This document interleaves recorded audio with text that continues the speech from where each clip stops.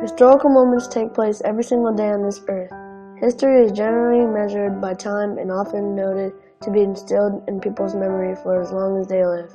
Moments in history can also be measured in the amount of impact they have on groups of individuals, whether it be locally, nationally, or globally.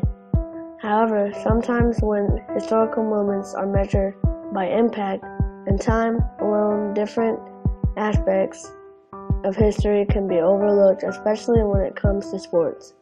Some of the legacies that athletes have throughout the history of professional sports have been, for a lack of words, mind-blowing, exquisite, and even monumental.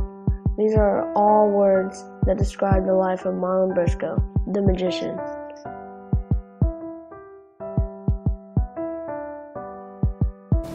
Well, you have to remember, Omaha, for black people at that time, we were in a period of Cummings and 24th to 30th, Cummings going north to about Ohio Street, or maybe even Wirt, Spencer, not quite to Ames, so that's where a lot of the black people or of African Americans lived at that time, and everything was there, grocery stores, drug stores, everything you wanted was right in the neighborhood. I'm a native Omaha, and that's kind of rare because most people are imports from other states and cities.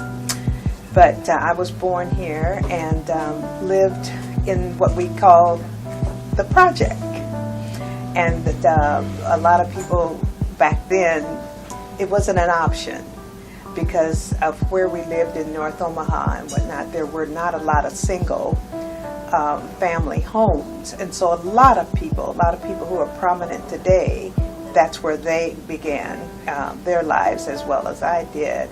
It was difficult, but I think it helped us in our resolve to overcome those obstacles.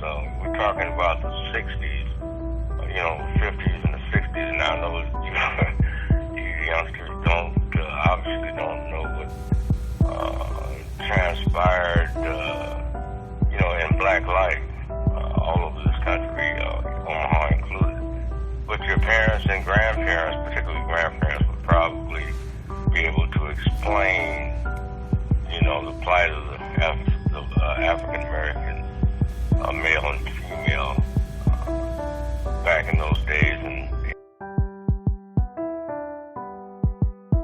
Well, that would have been my senior year in college, and watched him on television.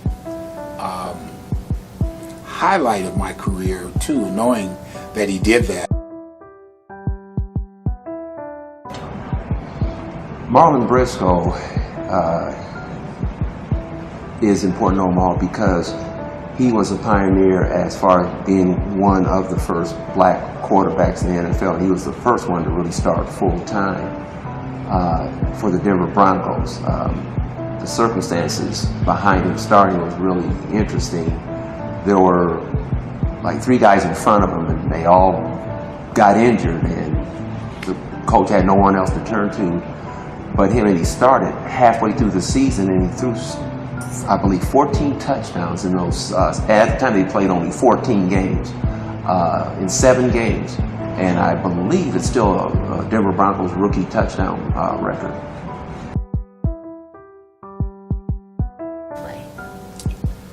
Well, I've never played any organized sports until I got to the 9th grade at Horace Mann Junior High, and for some reason I decided to go for football. I was with probably one of the legendary coaches at that time, Bob Rose, who was the head coach at Horace Mann at that time, and put on a uniform, which I didn't know how to put on my shoulder pads or knee pads or anything, and went out and fell in love with football.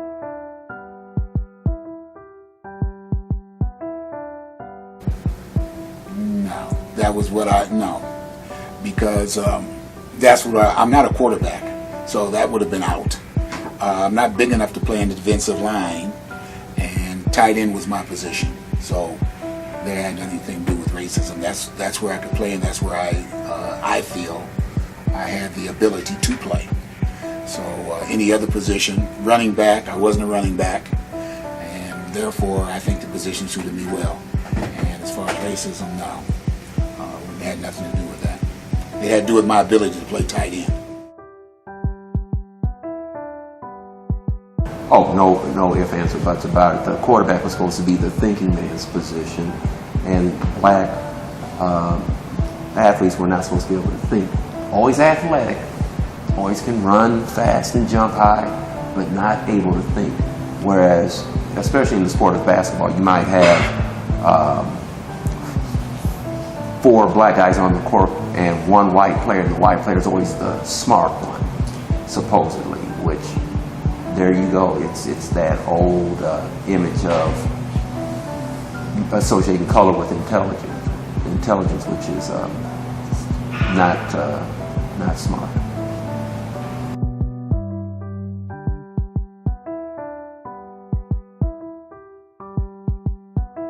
Eyes have to open up. We are all one when it's all said and done.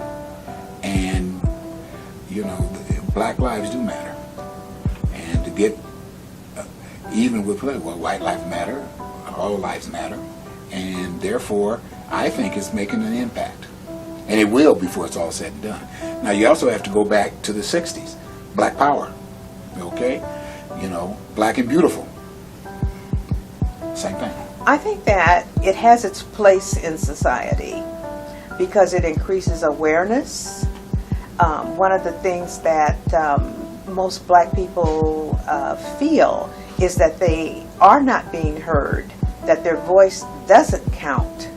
And so they feel that you have to have a sit-in, have a protest in order for that to matter, for people to listen, for people to see you, for people to hear you. And so it has its place within society. But to back it all up, we do know that not only do black lives matter, but all lives do, because we have to coexist in this country if we are to be a great country. So that's what my opinion is on this. This movement, once again, even though it's supposed to be about making people aware of our lives matters too. It's not that our lives only matter and nobody else's lives matter. It's Black Lives Matters too. And once again, they're being called anti-police and anti-white and anti-this and anti-that, instead of being a pro-group as far as making sure that people realize, hey, you know, our lives matters too.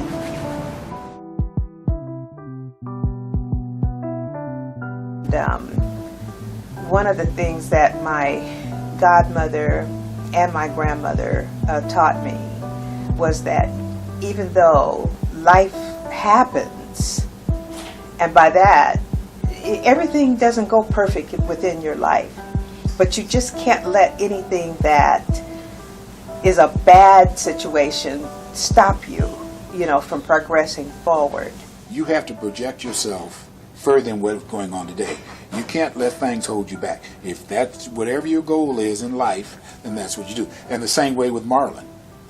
You know, there were setbacks, there were times that he couldn't have played, and to be the first black quarterback on an NFL team is monumental. And then he never got to play again, but then you turn out to be one of the best wide receivers in NFL and 2 Super Bowl rings. Don't get any better. They always had the philosophy that you had to be 3 times better than your opponent in order to be successful and get your just desserts. And that carried on not only in the sports arena, but also in real life. So, which I was just fortunate. And had I not had that tutelage, I don't think that, you know, mentally I would have been able to overcome those obstacles. Physically, I felt it could. It was a mental process that I needed to